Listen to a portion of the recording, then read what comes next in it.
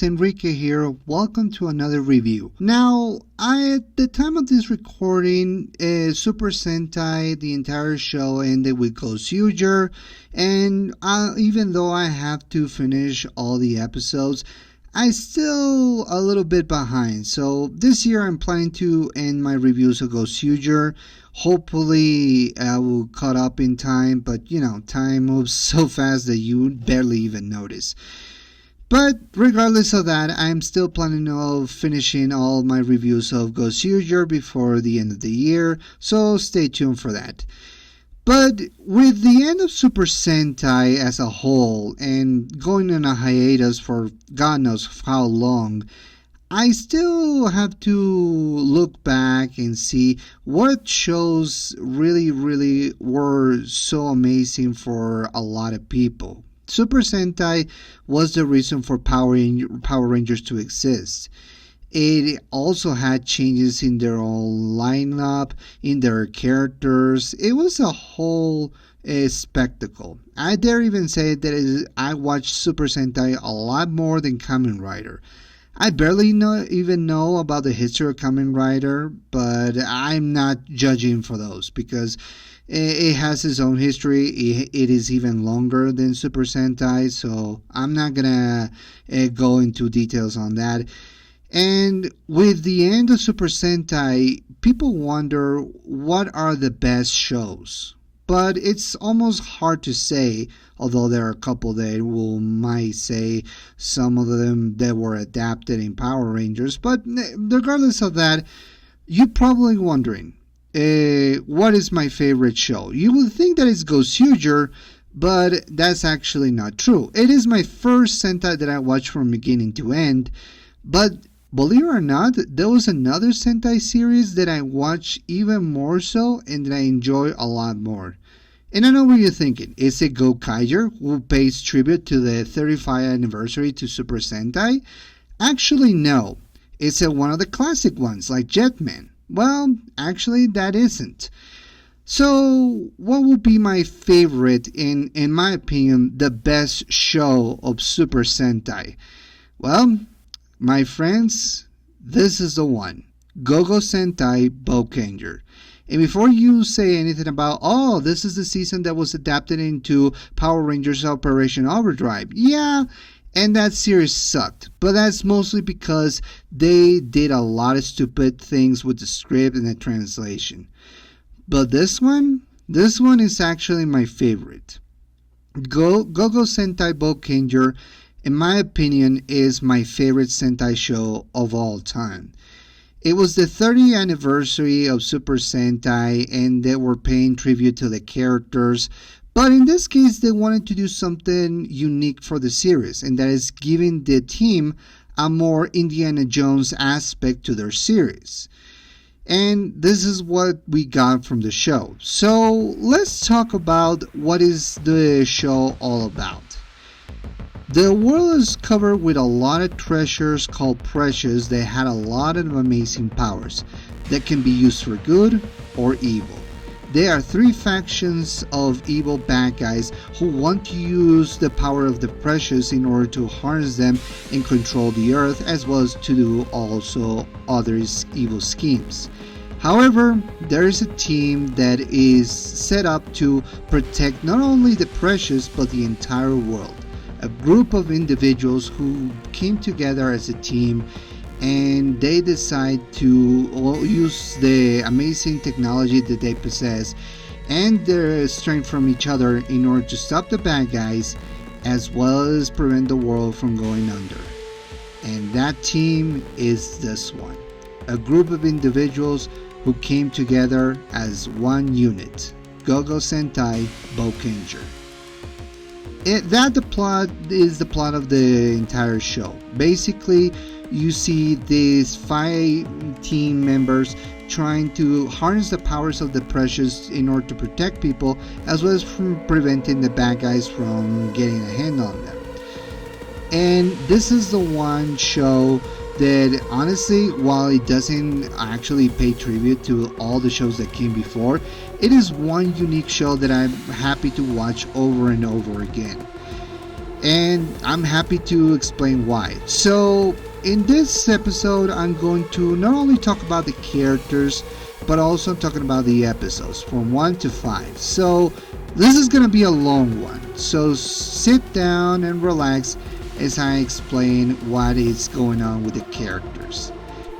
First, let's talk about the bad guys, since they are the ones who pose an immediate threat to the Rangers and the entire world. Let's start with the obvious bad guys that we got, starting with the first one from the first episode. First, we got the Golem Civilization, led by Archpriest Gaia, played by Hiro Otaka. This is the High Priest of the Gordon Society, or the Gordon Civilization. This guy was the first villain from the episode, in which he has the belief that his entire species, called the Gordon, are destined to rule the entire Earth using the artifacts from their own civilization. In the case of Gaia, he is acting more not only as a principal bad guy, but also as a liaison or a middle guy. He's almost like an arms dealer, ready to give his entire goons to whatever faction needs it at the time in order to acquire the precious. But deep down, he has his own evil schemes. Like I said, he has the belief that he and his entire civilization are destined or prophesized to rule the entire Earth using their own artifacts, only to be met resistance by the team Boukenger. Gaia, in many ways, is like a creepy evil priest who uses all the artifacts that he found, not only from his own civilization, but from other parts as well. He manipulates, he has his own agenda, but he also acts, like I said, like an arms dealer, offering some of these weapons and his soldiers for the sake of acquiring the precious. The guy who plays him has an interesting and also creepy voice. I mean, he sounds like a real old man who also creeps down into your nightmares. But yeah, I like this type of bad guy who you don't see what the plans are, but you know that in his head he's manipulating, or at the very least convoluting whatever scheme he has. And he has to play both sides. In the case of the bad guys, he also has to be almost submissive, but when at least expected, he is ready to betray them at the drop of the dime if it means to acquire the precious for his own means, or in the case for his own civilization. The guy, like I said, is very bad. I mean, there are not many redeeming qualities to him, so pretty much he's very creepy, and you never expect whatever plans he has in store for not only the Rangers, but also for the other bad guys in the entire world. Up next, we have the Jaryu clan, led by King Ryumon, played by Junpei Morita. Now, this guy is more of a hothead.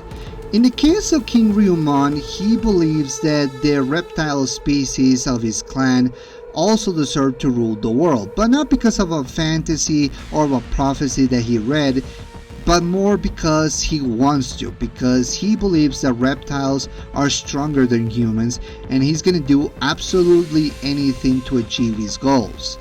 Unlike Gaia, who is more calm and reserved and more schemy, Ryumon is more aggressive, more hateful, and this guy doesn't give a damn about anyone. He doesn't care about the lives of his soldiers, of his reptile goons, about the human world. He believes that humans are weak, and that the only way for the Earth to survive is that he rules the entire world with his entire reptile species. This guy, if I have to make a comparison, it would be like Kylo Ren, that he wants to burn everything to the ground and declare himself the winner in order to be supreme ruler of everything in the world. And like I said, it puts him in odds with everyone, including the leader of the Boukengers, which I'm gonna get into in a moment. But it creates this little rivalry between them, in which Ryuman doesn't care about anyone and anything, and the Red Ranger of this show actually cares about the livelihoods of his crew and all the people. He even gets upset when Ryuman sacrifices his goons for his own selfish goals.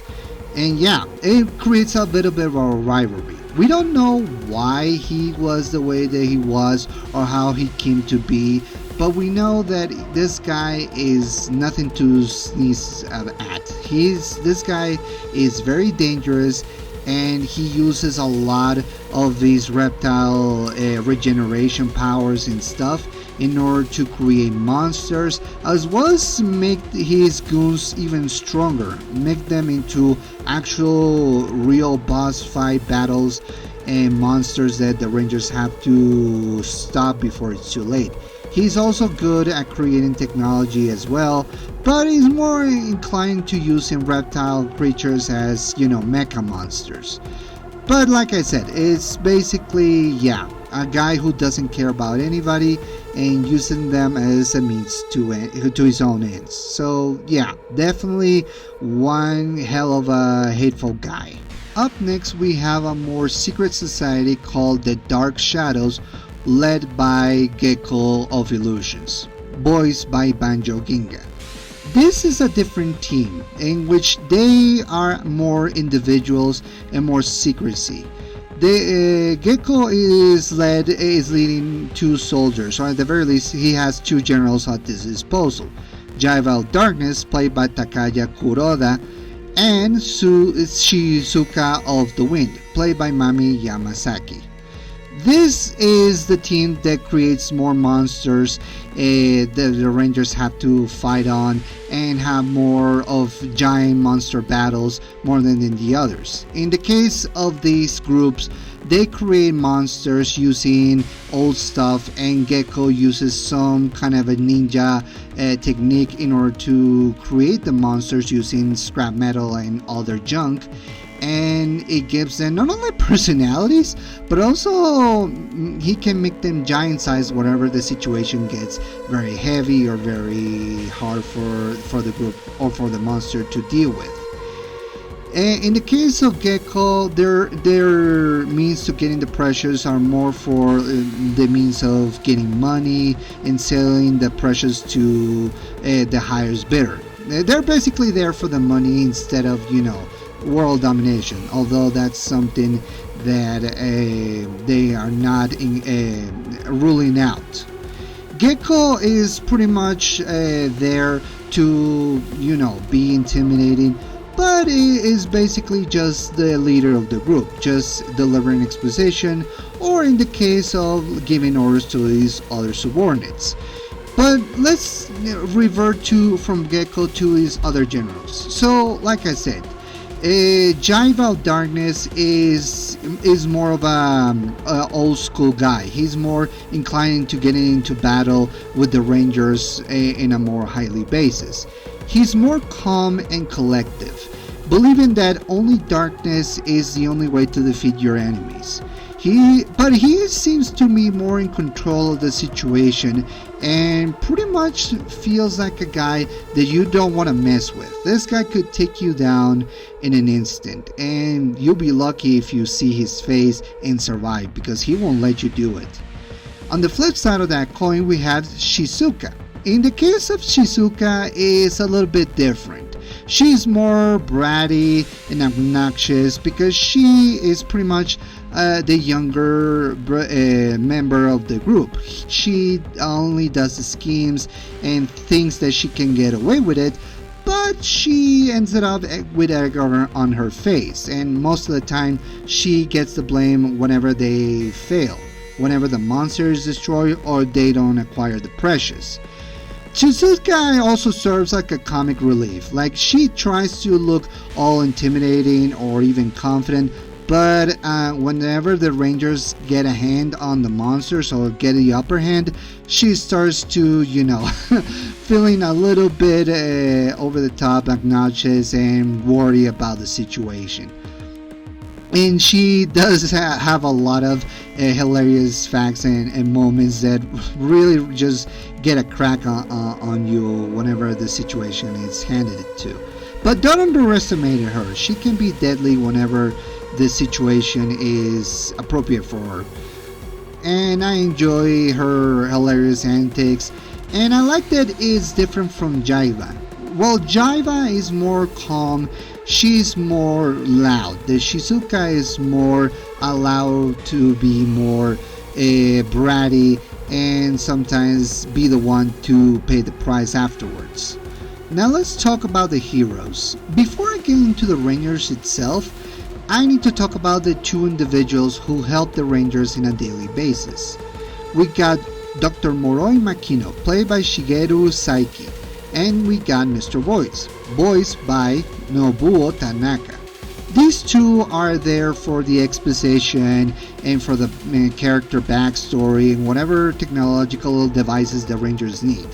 In the case of Dr. Makino, he is more of a guy who is more specialized in the more technological aspects, getting the Rangers all the equipment, the morphers, the other weapons, and the vehicles. In Power Rangers, like me, we call it swords, but in the case of Super Sentai, these are called GoGo vehicles or rumble vehicles, depending on the translation.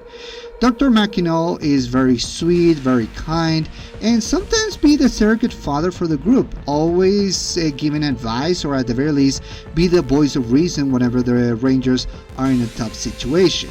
Mr. Voice, on the other hand, is more like exposition and occasional comic relief. Like, this guy just delivers whatever the mission the Rangers have to do, or whenever they have to face a threat, he offers some of the knowledge he knows. We don't know who that is or why he's the leader or why he's in charge of the organization. The organization, by the way, is called SGS. They are not only a government sanctioned team or group, but they also have a museum where they gather all the things like all the artifacts or all the stuff that the Rangers acquire all over the world and display them on the museums. But for the precious, they kept those in safe vaults so they don't cause any trouble.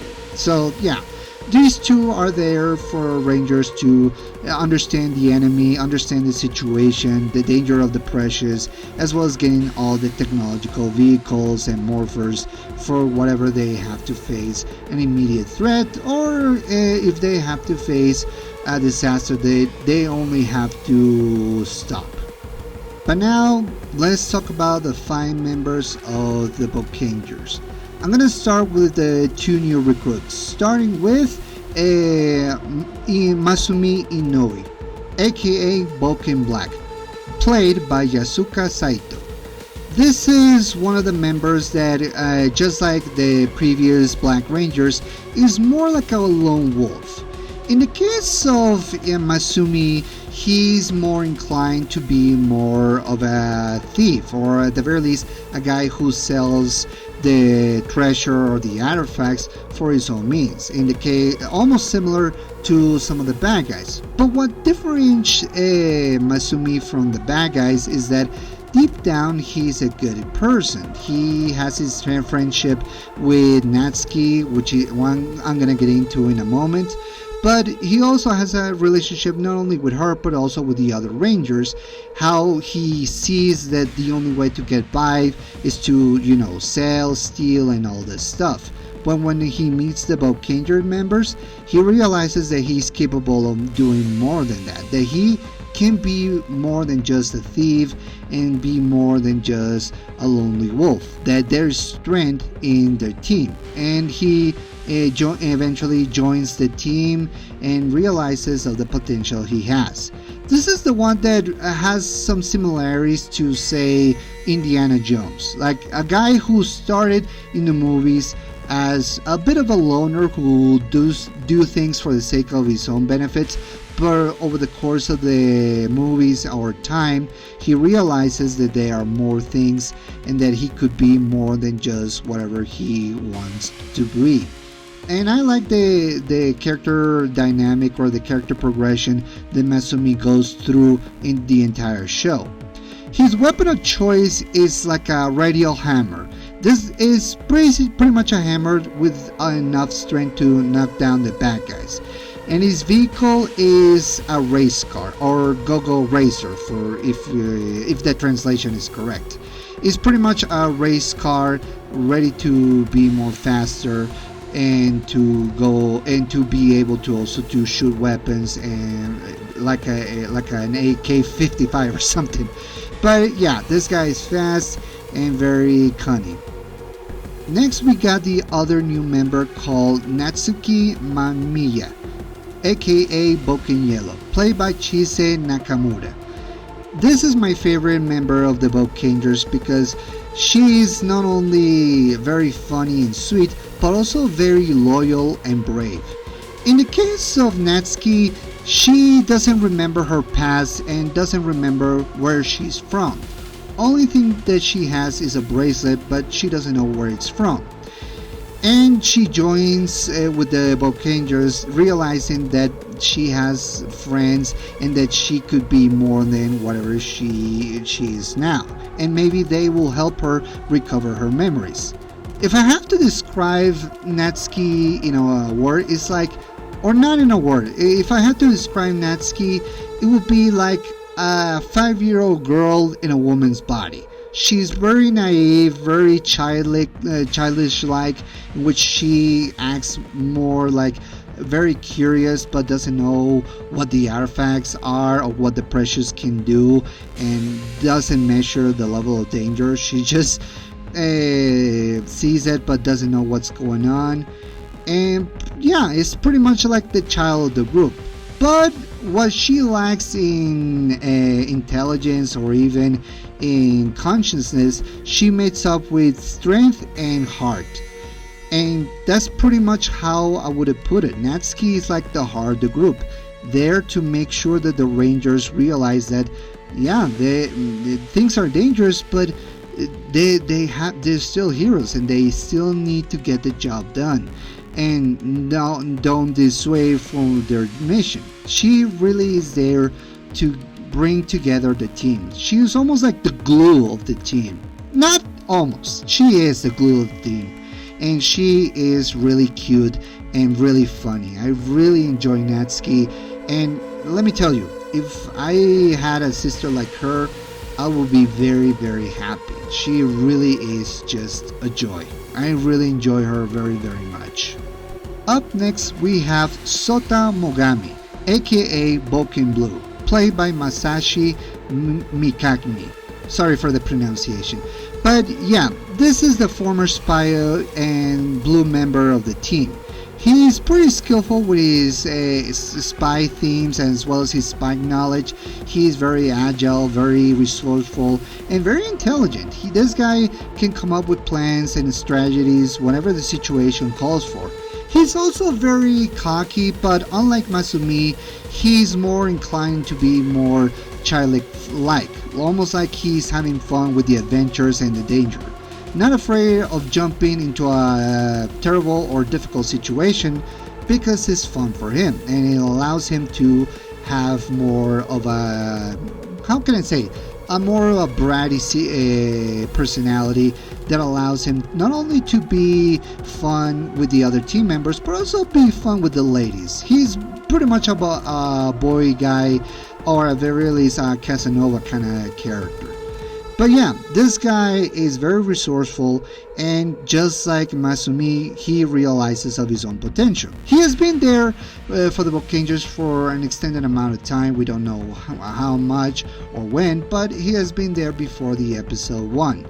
So this guy is also very loyal as well, and he's ready to give you a very good time whenever the situation calls for. Oh, I forgot to mention, Natsuki's weapon of choice is pretty much the bucket scoopers. We're basically a scooper from how is it called? From bulldozers, ready to pile and give the bad guys full of rocks. Her weapon or her vehicle in this case is a bulldozer, a yellow bulldozer ready to pummel the bad guys. In the case of Sota, his weapon of choice is the blow knuckle. It's pretty much a spiraled kind of knuckle kind of weapon in which blows the wind very fast that the enemies go flyby, or at the very least it cuts the enemies so hard that they don't even notice. His weapon is pretty much a gyro. It's called GoGo gyro, which is pretty much a plane, or at the very least kind of a helicopter kind of vehicle in which allows him to fly up in the sky, which fits in with his whole motif because he really flies by a lot. Now we go to see Sakura Nishihori, aka Boken Pink, played by Haruka Suenaga. This is the tough one of the group, or at the very least the more serious one of the group. In the case of Sakura, she's been there the longest as well, alongside the Red Ranger of the group, and she's more serious than Natsuki. She's pretty much the Pink Ranger of the group, but just because she is the Pink Ranger doesn't mean that she isn't tough. She has more of a militaristic background, almost like a soldier from the army. We don't know the circumstances for her to join the Boukengers, but she takes the situation very serious whenever they go into a mission. She realizes the danger that the Precious can provide, and makes sure that all the other Ranger members are in the same ground, because otherwise, if they get distracted, she realizes of the danger and they could get pummeled if they don't have a strategy. Pretty much similar to Dr. Makino, she is good with technology, but unlike Makino, in which he is more creative and more inventive, she uses the technology for whatever the situation, your mixed repairs, or at the very least has a more skillful militaristic background, or a mindset in this case, ready to use the weapons whenever the situation is needed for, or whenever something goes wrong. And in the case of Sakura, she's almost like a tomboy kind of character. She's not fun, she doesn't like to have fun, she's pretty serious. Like, almost, you can say it's a stick in the mud, but not entirely, because if I was in a team with her, she will make me realize how difficult the situation or the mission can be. She's not there to make you laugh or make you cry. She's there to make you aware of the danger that the Precious can provide. And God help whatever bad guy comes in her way, because if you ever come across Sakura, you will be lucky if you get a shot, because she won't miss and she will let you know whatever danger she's facing, or whatever you get in her way, because if you do, good luck for you. She's not gonna let you live to see another day. Yeah, I definitely can say she's another member of Boukenger that I really enjoy the most, because yeah, sometimes we need a character like that in order to make sure that the mission and the situation is good, or it's safe. But over time, over the course of the series, she mellows down and she learns to have fun as well. She realizes that while the mission is important, it's also important to create affections and teamwork and camaraderie, something that I feel like she never had when she was in the military.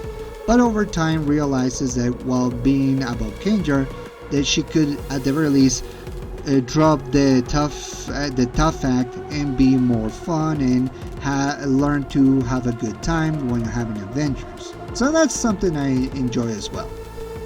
Her weapon of choice is the Hydro Shooter, which is pretty much a scope, or at the very least a gun that shoots water and lasers pretty much at the same time, and she's very fast and very precise with the weapon. And her vehicle is called the GoGo Marine, a submarine that goes underwater and has the ability to also have claws to pick up stuff, or at the very least move objects. So yeah, it's pretty useful whenever they have to do underwater missions. But now, let's talk about the Red Ranger of the group, the leader. In this case, Chief Satoru Akashi, aka Boukenger, played by Mitsuomi Takahashi. This, in my opinion, is not only one of my favorite Red Rangers, but also one of my favorite Rangers in all Super Sentai. This guy is not only an explorer, but he's also a great hero, a great friend, and he's ready to sacrifice himself for the team and to have fun. That's one of the things that I really enjoy about Chief Akashi. He is really a fun character to watch because not only do you buy him as a serious leader, but also as an encourager that actually lets you know that, yeah, the danger is real, but it's fun as well, and that you can get out of the situation with a little bit of ingenuity and not be afraid of being having fun. So that's something I really enjoy. Chief Akashi has been the longest. Like I said, he's the leader of the Boukengers, and this guy has his own backstory. Remember what I said about King Ryomon being a guy who sacrifices his own teammates and soldiers for the sake of his own group? Well, Chief Akashi is different. He knows that having teammates and friends as well is important for him because that is where the Avenger lies on. It's not enough to acquire things. It's more fun to have adventures with the people that you're close by, with your comrades, because you realize that through those journeys and through those experiences, you gain something a lot more than just money or even wealth. And that's something that I really enjoy about Akashi. It's all about the journey, the adventure, and he realizes that the danger might be real, but he is ready to go there no matter what, because that is what Avenger is all about. It's about taking risk and be with your friends no matter what. And he's really good. He really puts everybody on check. He's really there to make sure that the mission gets clear. And let me tell you, if I ever had a leader like that, I will follow him to the depths of the earth, because this guy believes in people, believes in the individuals, and believes in the team as well. He doesn't lose faith. He makes sure that you go into a mission and get out of it alive. And that's something that I really enjoy. We see more about Akashi's own insecurities as well as his own backstory. But yeah, this is a character that I really enjoy watching all the more. His weapon of choice is called the Bouken bow, which can turn into a javelin. It's pretty much a mix of a claw and a javelin in which he can slay his enemies with ease. He has his own single attack called the Redstone Crash, and his vehicle is called the GoGo Bull. I don't know how we call it. The GoGo truck in this case, which is the bigger red vehicle that combines with all the others. I'm gonna get into the vehicles when I talk about the episodes, but just to sum up, Akashi is really, really good, really fun as a character and as a leader. And yeah, at the time of this recording, he's going to appear in a new Sentai movie crossover called GoGo versus Boukenger. Yeah, if this guy, if there is someone that you can bring for this anniversary, it will be Chief Akashi. And yeah, definitely love this character. Love this character. Now that we talk about the characters, let's talk about the episodes itself. So I'm not gonna try to spoil whatever happens in each episode, so I'm just gonna stick to the premise of it and talk about what happens afterwards. So let's start with Task 1, Heart of the Demon. This is pretty much the introduction episode for all the members. What I like about this episode in particular is that we don't see the Rangers' faces until halfway through the episode. Most of the time it's just seeing how they interact with each other while they are in their suits, in the spandex suits. A lot of people criticize these kind of themes or this kind of designs because of the chrome on the shoulders, but hey, I do enjoy it, and I like the, adventure aspect and logos, especially when they're created by a government. But yeah, we see all the members of the Boukenger interact, the personalities, you get what they are and how they behave, and to that point, we see the introduction of Gaia as one of the villains of this show. We see how he creates his monsters, or at the very least how he uses some of the artifacts from his civilization in order to attack the entire world. We see the Rangers work out their differences and create the Megazord for this season called the Daiboken, which is a combination of all the 5 individual vehicles that they have used throughout the episode. And we see why, for the most part, it's important to be with the teammates instead of being on your own. It focuses, like I said, most of the time in the 2 new recruits, the black and yellow members, which are Masumi and Natsuki. And we see why Masumi has his own ways and how they can change throughout the course of the season. Up next we have episode 2, which is called The Dragon Thieves. We left on the episode on a cliffhanger, but it is the introduction of King Ryumon and his interaction with the Archpriest Gaia. How they both have their views on the Precious and how they are basically backstabbing individuals. We see also the SGS museum and organization. We see how Dr. Makino creates his devices and vehicles. We see a little bit more character development for Masumi and Natsuki, since she's still searching who she is and where she's from. We see how the teammates interact with each other as well as come together as one unit. We see Chief Akashi encouraging the other Rangers and why it's important for him to have a team on your side, and how it upsets him that guys like Ryumon doesn't value the camaraderie and the friendship that you make when you are in an adventure. So I really enjoyed those parts. We now go to episode 3 called The Champion's Blade. In this episode focuses a little bit on the Blue Ranger Sota, and we see his interactions with a businessman and a software president who is being selfish about delivering the scrolls, which are weapons that the bad guys could use. And we see the first interaction between the Boukengers and the newest villains called the Dark Shadows, which I mentioned before. How they use the method of creating monsters, how they want the scrolls for their own means to an end, and we see how Gaia is trying to be, like a liaison, or at the very least a negotiator who wants to deliver his soldiers for the sake of helping the bad guys and for his own means, as we all know before. What I like about this episode is the interaction between Sota and the millionaire who is trying to convince Kazuma Yamatani, who is actually a selfish rich boy who doesn't believe in adventure, until Sota makes him realize that that's what makes life worth living, because that's something that he finds enjoyable.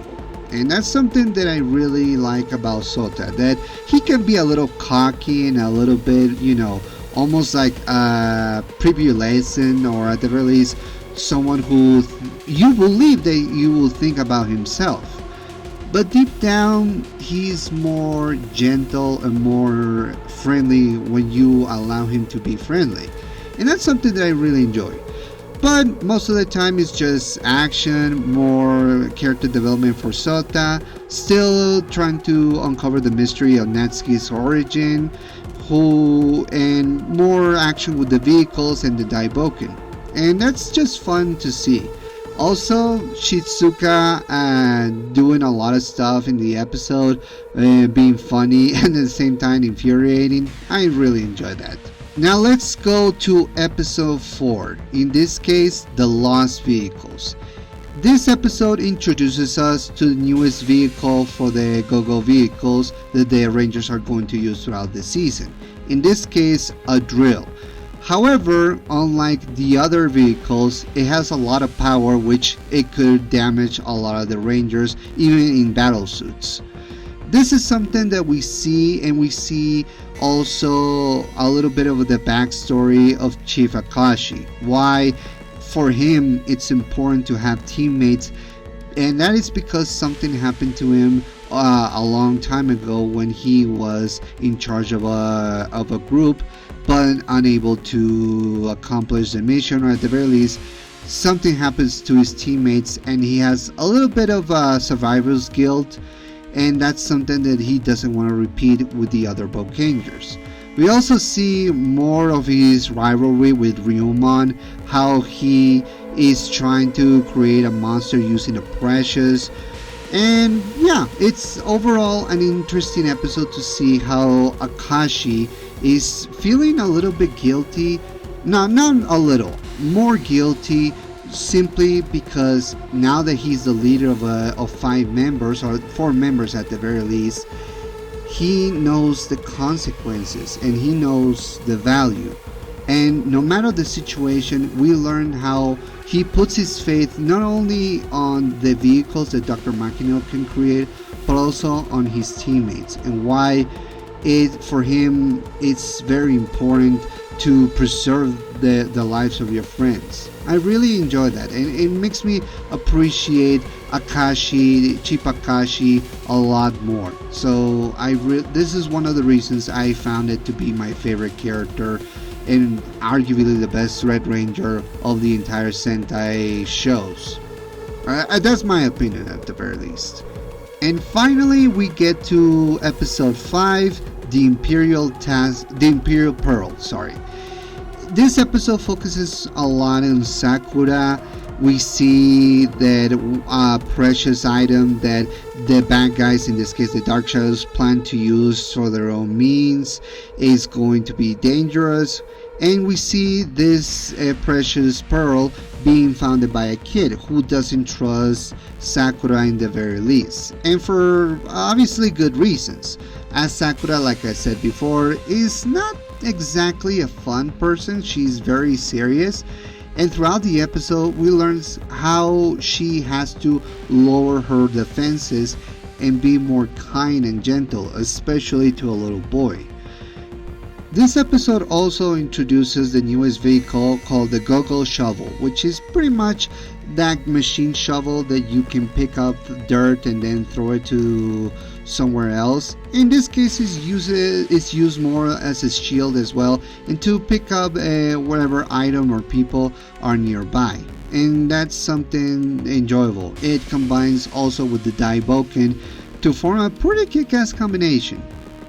But yeah, that's my overall view on the episodes. Nothing that detailed, but if anything that I learned from those episodes is that we learn a lot more about the characters, how they view adventure, how they view each other, and why it's important to not only acquire the precious, but also to have fun when you are in a mission. Like, no matter what, it's very fun and very risque.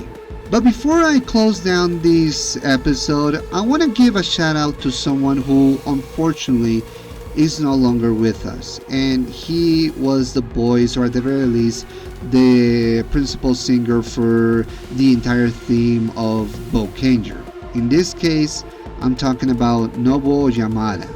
He was a famous artist in Japan and arguably around the world, because not only did he provided a lot of songs, especially for 2 shows of Super Sentai, the one that I'm reviewing, Boukenger, as well as another one called Tensei Sentai Goseiger, but if you're like me and you're a fan of anime, you remember this guy for making the theme song of Senseiya, aka the Zodiac Knights, or as I call it in Spanish, Los Caballeros del Zodiaco.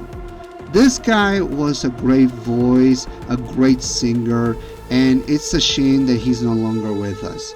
And speaking of which, they did a concert for Super Sentai in their farewell, and they actually acknowledge Yamada and his contributions to these two shows, as well as another special that they did a little bit later in years ago. And honestly, I really gonna miss his voice. He really made the theme of this show very inspiring, very adventurous, and you get the theme that this is going to be an exciting, fun time. So if you listen to his theme song, you are going to have an enjoyable, pleasant treat for your ears. So yeah, listen to this guy's theme song of Boukenger. Hell, listen to all his songs. He really adds the rock and roll for this type of show. But yeah, overall, these are my views on the first episodes, on the characters, and throughout the entire year, and hopefully I get to finish it at the end. If not, I'm just gonna enjoy just dissecting all these episodes of Boukenger. But needless to say, what I want you to get out of this entire show, or this entire review, is that this is the first show that not only didn't make me feel happy, but also made me cry, made me excited, made me feel a lot of things. And that's because, like I said, adventure is always something enjoyable to have. But where's the adventure when you don't have people to share with? And I know it's typical. Friendship, it always makes things better. But it's very special on this show, and we see how each person has his own views about the mission, about the Precious, about each other, and about the entire whole thing. So yeah, I highly recommend Boukenger. If you like adventure, and if you like Indiana Jones and Super Sentai together, then this show is for you. So overall, I hope that I can continue reviewing these episodes, and I'm gonna do so throughout the year. So next time, I'm going to talk about another show called Wonder Man. But until then, my friends, I've been Enrique, and I'll see you next time. Peace.